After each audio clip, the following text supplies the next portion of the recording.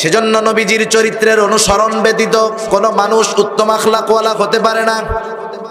সেজন্য নবীজির আদর্শ অনুসরণের মাধ্যমে আমি আপনি উত্তম চরিত্রওয়ালা হব। 4 নম্বর নবীজি বলেন ওয়াইফাতুন ফি তুমাতিন, হালাল খাবার খাওয়া।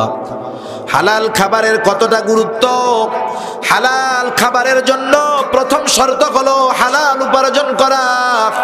হালাল উপার্জনের কতটা গুরুত্ব আল্লাহ তাআলা কোরআনুল কারীমের 28তম পারা সূরাতুল জুমুআ আল্লাহ তাআলা বলেন ফাইযা কুদিয়াতিস সালাতু ফান্তাশিরু ফিল আরদ ওয়াবতাগু মিন ফাদলিল্লাহ।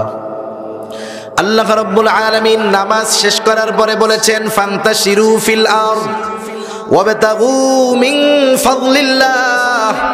আল্লাহ তাআলা বলেন নামাজ শেষ করার পরে তোমরা জমিনের মধ্যে ছড়ায় পড়ো, ওয়াবতাগু মিন ফাদলিল্লাহ, এবং আল্লাহর দেওয়া অনুগ্রহ সমূহ থেকে অনুগ্রহ অন্বেষণ করো।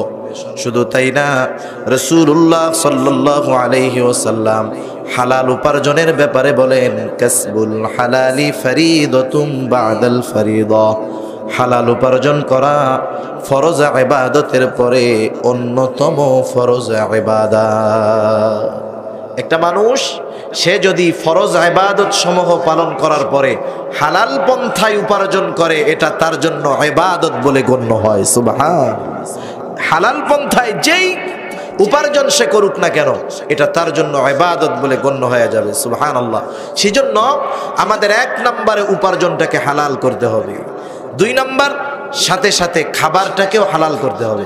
অনেক সময় আমরা অনেকে আছি, আমরা খাবার হালালের ব্যাপারে সচেষ্ট যে খাবারটা হালাল কিনা, কিন্তু উপার্জন হালালের ব্যাপারে আমরা সচেষ্ট নয়। 2টার একটা যদি অনুপস্থিত থাকে অবশ্যই হারামখোরের তালিকায় নাম চলে যাবে।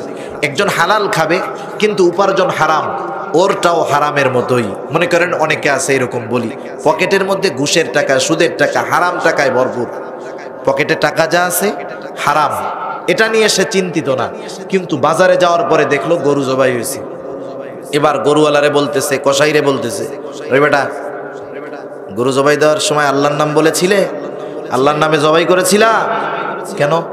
বলে আল্লাহর নামে যদি জবাই না করা হয়, ওইটা যদি সৌদি আরবের দুম্বাও হয়, উটও হয়, আল্লাহর নাম ব্যতীত ইচ্ছা করে অন্য কারো নামে যদি জবাই করা হয়, ইচ্ছা করে জবাইয়ের সময় বিসমিল্লাহ না বলা হয়, আল্লাহর নাম না বলা হয়, ওই জবাইকৃত পশু আর হালাল থাকে না, ওটা হারাম হয়ে যায়। ঠিক না? দেখেন, পকেটে হারাম টাকা, ওইটা নিয়ে তার টেনশন নাই। টেনশন কি?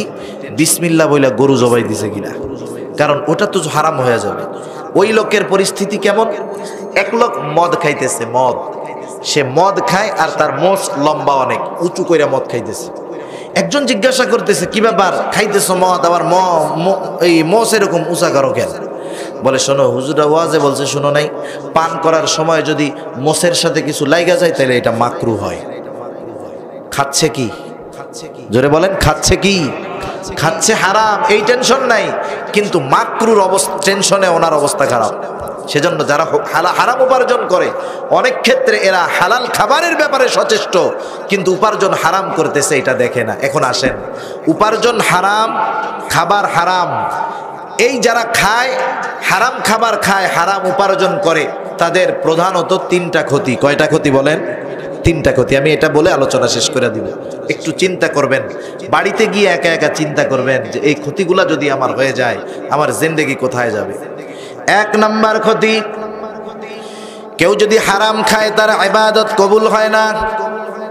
আল্লাহ তাআলা কোরআনুল কারীমের মধ্যে বলেন, ইয়া আইয়ুহার রাসূলু কুলু মিনাত তাইয়্যিবাতি ওয়া'মালু সালিহা।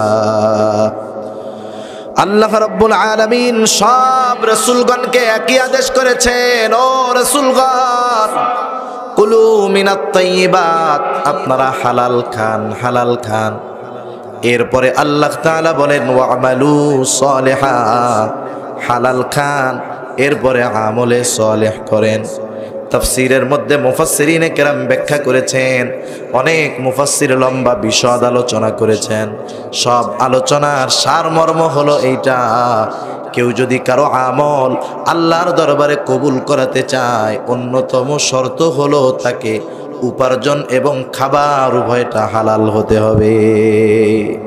তার মানে হারাম যদি থাকে, হারাম যে খায় তার ইবাদত আল্লাহর দরবারে কবুল হয় না। 2 নাম্বার, যেই ব্যক্তি হারাম খায় তার দোয়া আল্লাহ কবুল করেন না। এক ব্যক্তি বায়তুল্লাহর পাশে ইহরামের কাপড় পরে আল্লাহর দরবারে দোয়া করতেছে, তার দোয়ার অবস্থাটা এমন ছিল, একদল সাহাবা তার দোয়াগুলা দেখা মনে করতেছে এই ব্যক্তির দোয়া আল্লাহ ফিরায় দিতে পারেন না, তার দোয়ার অবস্থা এমন ছিল। যাই হোক, সাহাবায়ে কেরাম ওই ব্যক্তিকে দেখলেন, কিন্তু ব্যক্তির বাস্তব অবস্থা তো তারা জানে না। সব সময় সব কিছু বোঝা যায় না, মানুষের বাস্তব অবস্থা মানুষ বুঝতে পারে না।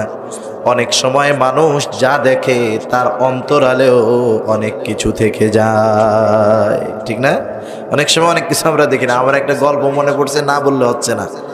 বাংলাদেশে একজন সিনেমা করে, ওনার নাম হলো শাকিব খান।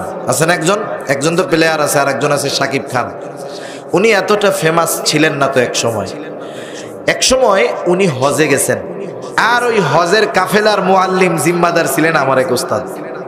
যাই হোক, সবার ব্যাপারে আলোচনা হয়েছে, উনি জানতে পারছেন উনি বাংলা সিনেমার একজন নায়ক। ওনাকে তখন কেউ তেমন চিনে না। উনি প্রথমবার হজে গেছেন, উনি খুব আল্লাহর কাছে রোনাজারি কান্নাকাটি করছেন, বাইতুল্লাহ ধইরা অনেক কান্নাকাটি করছে। এখন আমার হুজুর মনে করছে উনি মনে হয় বিগত জীবনের গুনাহ খাতা আল্লাহর কাছে মাপ চেয়ে তাওবা করে আল্লাহর ওলি হয়ে যাবে। যাই হোক, কথায় কথায় উনি ওনারা জিজ্ঞাসা করতেছেন, সময় হয়েছে, বলতেছে যাক ভাই, তাহলে কি দেশে যাওয়ার পরে তো মনে হয় আর সিনেমা টিনেমা করবেন না? বলে হুজুর বলেন কি, আপনি বলেন কি হুজুর, আমি এখানে আসছি কি উদ্দেশ্যে? আমি তো আল্লাহর কাছে এই দোয়াই করতেছি, আল্লাহ জানি আমার ক্যারিয়ারটাকে ডেভেলপ করে দেয়। আপনি বলেন কি হুজুর, এটা আমার পেশা। হায় হায়, চিন্তা করেন, তার দৃশ্য দেখা হুজুরে ভাবছে কি আর সে চিন্তা করতেছে কি। এক সময় সে বেশ পপুলার হয়েছে। আমাদের ওস্তাদ তখন বলছেন, দেখ আল্লাহ তাআলা অনেক সময় মানুষ যদি দুনিয়া চায় দুনিয়াটাও দেয়, কারণ আল্লাহ ফেরাউনের দোয়াও কবুল করেছে, ঠিক কিনা বলেন? সেজন্য ব্যক্তির বাস্তব অবস্থা মানুষ বুঝতে পারে না, বুঝতে পারে কে? সাহাবায়ে কেরামের দৃঢ় বিশ্বাস যে তার দোয়া আল্লাহ ফিরায় দিবেন না। ওই ব্যক্তির বাস্তব অবস্থা আল্লাহ তাআলা রাসূলুল্লাহ সাল্লাল্লাহু আলাইহি ওয়াসাল্লামকে জানায় দিলেন। সাহাবায়ে কেরাম আয়েশা নবীজির কাছে যখন ওই ব্যক্তির অবস্থা বর্ণনা করেছেন, নবীজি তখন বলতেছে, শোনো, ওই ব্যক্তির দোয়া আল্লাহর দরবারে কিভাবে কবুল হয়, যার গায়ে হারাম টাকার পোশাক আর যার দেহটা হারাম খাবার দ্বারা গঠিত। তাহলে যেই ব্যক্তি হারাম খায়, হারাম পরে, তার দোয়া আল্লাহ কবুল করেন না, ইবাদত কবুল হয় না, দোয়া কবুল হয় না। 3 নাম্বার, নবীজি বলেন লা ইয়াদখুলুল জান্নাতা জাসাদুন গুদিয়া বিল হারাম। নবীজি বলেন হারাম ভক্ষণকারীর শরীর জান্নাতে প্রবেশ করবে না। তাহলে যারা হারাম খায়, হারাম উপার্জন করে, হারাম খায়, 1 নাম্বার ইবাদত কবুল হয় না, 2 নাম্বার দোয়া কবুল হয় না, 3 নাম্বার হারাম খাবার দ্বারা গঠিত শরীর জান্নাতে প্রবেশ করতে পারবে না। এখন আপনাদের দায়িত্ব, কার ইনকাম কেমন প্রত্যেকেই নিজে নিজে জানেন। সেজন্য উপার্জন হালাল, খাবার হালাল। নবীজি কথাই বলেন ওয়াইফাতুন ফি তুমাতিন, এই 4টা বিষয়। 1 নাম্বার আমানতের হেফাজত, প্রত্যেককে আমানতদার মুমিন হতে হবে। 2 নাম্বার সত্যবাদী হওয়া।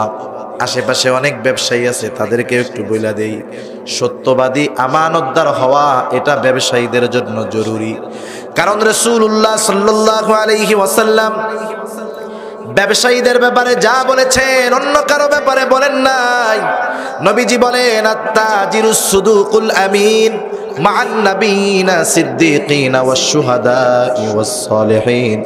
নবীজি বলেন সত্যবাদী আমানতদার ব্যবসায়ী কিয়ামতের দিন নবী, সিদ্দিক, শহীদ, সালেহ বান্দাদের সাথে অবস্থান করবে। যারা তেল স্টক করে দাম বাড়াইছে এরা এইসব ব্যবসায়ী তো নাকি? বাংলাদেশের ব্র্যান্ড কোম্পানিগুলা এই দেশের ক্ষতি করে ওরাই বেশি। আমরা তো গভর্নমেন্টের গালাগালি করি, পাবলিক বোঝে না তো। কিন্তু দেখেন আজকের খবরে দেখলাম মেঘনা গ্রুপ ফ্রেশ যেই তেল আমরা কিনে খাই, যখন একটু দাম বাড়ার ভাব, ওরা কোম্পানি থেকে সাপ্লাই কমায় দিয়েছে। কারণ বাংলাদেশের বাজারগুলা ওরা নিয়ন্ত্রণ করে। দুই একটা কোম্পানি যদি একটু প্রোডাকশন কমায় দেয়, আর আমাদের দেশের ব্যবসায়ীরা তো মাশাআল্লাহ হা কইরা থাকে এরকম তিমি মাছের মতো। যুদ্ধ শুরু হয়েছে ইউক্রেন রাশিয়া, আর বাংলাদেশের ব্যবসায়ীরা তসবিহ গুনতেছে, আল্লাহ দুইটা পাইছি একসাথে, রমাদান মাস আর একটা হইলো যুদ্ধ। ওহ কি মজা! এই ধরনের ব্যবসায়ী যারা, এক নম্বরে ওরা জাহান্নামে যাবে, ঠিক কিনা বলে? সেজন্য ফাঁকিবাজ যারা, ওজনে কম দেয় যারা, ইচ্ছাকৃতভাবে পণ্যর কৃত্রিম সংকট সৃষ্টি করে যারা, এদের প্রতি আল্লাহ এবং তার রাসূলের লানত। সেজন্য সাবধান। ব্যবসা একটা পবিত্র জিনিস, ইবাদত। আপনি এটার মাধ্যমে সম্পদ কামাইতে পারবেন, জান্নাত কামাইতে পারবেন। আর যদি এই ইবাদতের মধ্যে ভেজাল ঢুকায় দেওয়া হয়, এটা দুনিয়াও আসবে না, আল্লাহ ধ্বংস করবেই ওই সম্পদ, সাথে সাথে জাহান্নামে যাওয়া লাগবে, ঠিক কিনা বলেন? সেজন্য 2 নাম্বার সত্যবাদিতা, 3 নাম্বার উত্তম চরিত্রের অধিকারী হওয়া, 4 নাম্বার হালাল উপার্জন, হালাল খাবার খাওয়া। নবীজি বলেন এই 4টা গুণ যার মধ্যে থাকবে, ফালা আলাইকা, তার আর কোনো কিছু যদি নাও থাকে, মা ফাতাকা মিনাদ দুনিয়া, এই 4 গুণের বদৌলতে দুনিয়ার নেয়ামত সে ভোগ করবে, দুনিয়া তার হাত ছাড়া হবে না। আল্লাহ তাআলা আমাদের সবাইকে এই 4টা গুণ অর্জন করার তৌফিক দান করুক, সবাই বলি আমিন। এটা রহমাতুল লিল আলামিন নবীর কথা, মিথ্যার কোনো সংশয় আছে, সন্দেহ আছে? কোনো সন্দেহ নাই। দেখেন দুনিয়ায় কিছু করতে হলেই টাকার দরকার, কিন্তু আমরা যদি এই গুণগুলো অর্জন করি, আমাদের জীবনের প্রয়োজন মেটানোর দায়িত্ব আল্লাহ তাআলা নিয়ে নেবেন। আল্লাহ তাআলা আমাদের প্রত্যেককে এই 4টা গুণ যথাযথভাবে অর্জন করার তৌফিক দান করুক, সবাই বলি আমিন।